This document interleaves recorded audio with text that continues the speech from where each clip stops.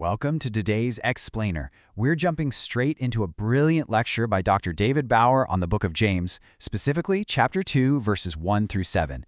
It's an absolutely fascinating text, and honestly, one of those passages that really forces you to take a hard look in the mirror. So, what happens when a community's core beliefs completely collide with their social ambitions? It's a provocative question, right? Because what we're going to see today is a fantastic case study on how human prejudice crashes headfirst into divine reality. It's a dynamic as old as time, but man, is it highly relevant today.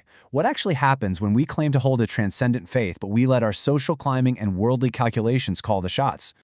Here is our roadmap for today. 1. The contradiction of partiality. 2. A tale of two visitors. 3. Judges with evil thoughts. 4. God's reversal of status. And 5. The irony of oppression. All right, let's kick things off with section 1, the contradiction of partiality. James lays out a fundamental, totally non-negotiable rule right out of the gate. You cannot hold genuine faith while simultaneously showing partiality. There's this fantastic Greek term he uses, prosopolempsia. It's a bit of a mouthful, but it's a compound word that literally means judging someone or respecting their person based solely on their fading external circumstances rather than their true intrinsic character. You see, in the early Christian tradition, there was a foundational truth. God does not show partiality. So when we do it, we're acting in direct opposition to the very nature of God. And this really gets to the heart of Dr. Bauer's overarching point for this entire chapter. He contrasts the contradiction of faith with the correspondence of faith. The contradiction is kind of like trying to hold on to faith while still harboring partiality. It's essentially faith separated from works. It's barren. The correspondence of faith, on the other hand, is a living, breathing faith that actively works, meaning it treats people without partiality. You simply cannot claim to follow Jesus Christ, the Lord of glory, while discriminating against people based on their bank accounts. Moving on to part 2.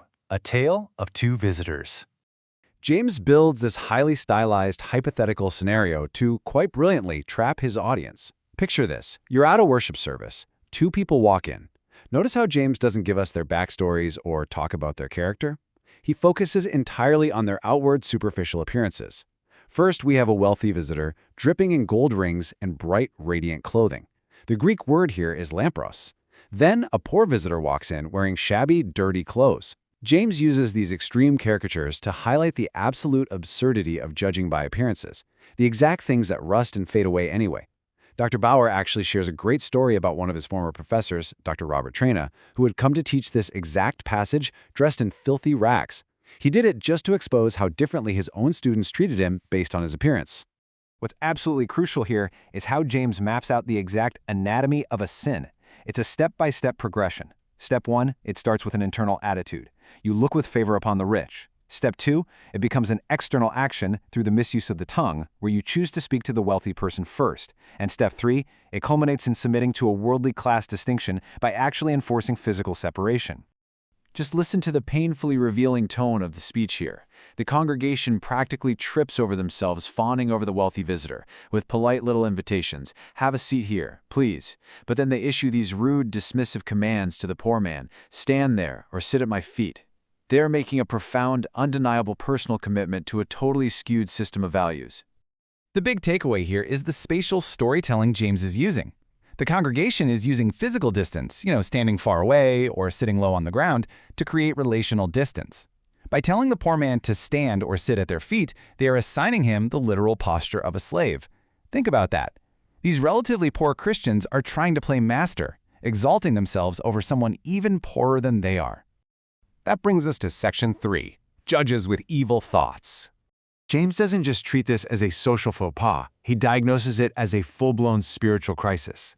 He hits them with the Greek word diachronomai. Now this word means to make distinction, sure, but it also means to doubt. By creating these arbitrary class divisions, they aren't just categorizing people, they're actually introducing a divided, doubting soul into their own community. They are showing a fundamental lack of faith. Dr. Bauer points out that James pulls a brilliant rhetorical double take here. He asks, "Have you not made distinctions among yourselves and become judges with evil thoughts?" He forces the audience to realize that by judging others, they're actually condemning themselves. There is only one true judge, and that's God. When humans try to grab the gavel, they usurp God's role, and that is a massive overstep. But why exactly are these thoughts labeled evil? Well, the word used, dialogismon, implies these calculating, self-centered designs. It's not an innocent mistake, it's a calculated move. They're fawning over the rich because they want something out of it.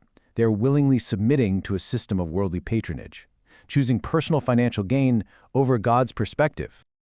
Let's pivot to Section 4, God's reversal of status. Get ready for a major paradigm shift, because this epic human failure is contrasted sharply with God's divine reality. James drops this powerful rhetorical question. Listen, my beloved brethren, has not God chosen those who are poor in the world to be rich in faith and heirs of the kingdom?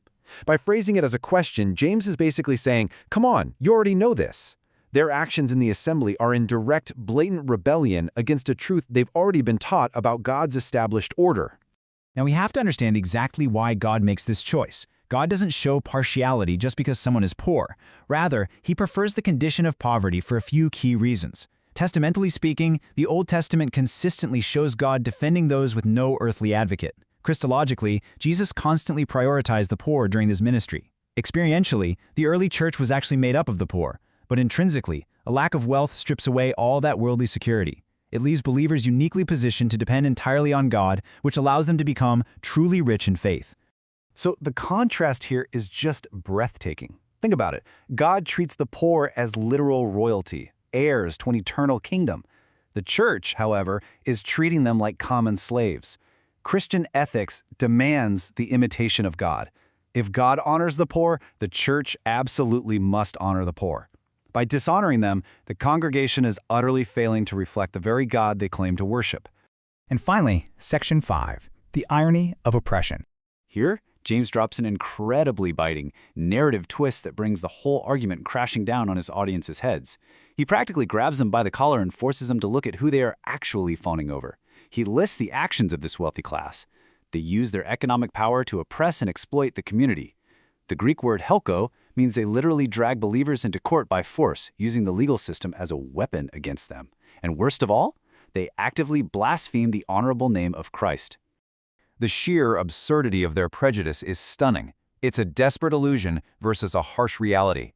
They're desperately chasing wealthy patronage, all while enduring wealthy oppression. They fawn over bright, shiny clothing, only to be dragged into court by force by the people wearing those exact clothes.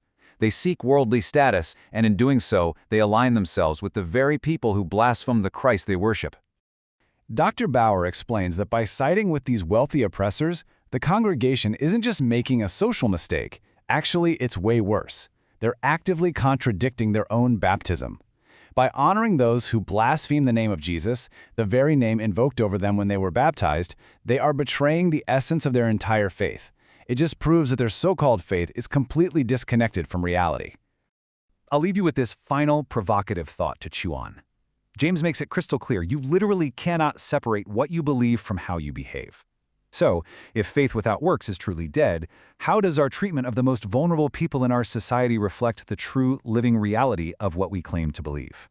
Thank you so much for joining me on this explainer. I really hope this challenged your perspective as much as it did mine. Keep learning, keep questioning, and I'll see you next time.